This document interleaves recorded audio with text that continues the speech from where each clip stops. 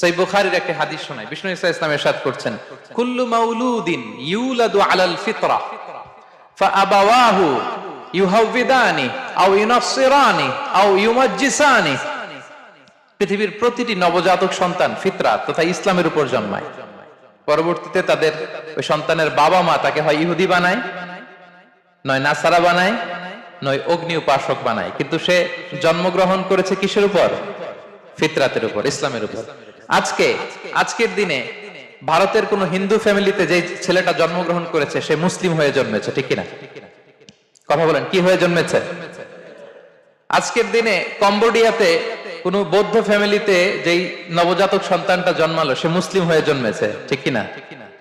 আজকের দিনে যুক্তরাষ্ট্রে কোন খ্রিস্টান ফ্যামিলিতে যে নবজাতক সন্তানটা জন্মালো সে কি হয়ে জন্মালো? মুসলিম হয়ে জন্মায়। পরে বাবা মা তাকে খ্রিস্টান বানায়।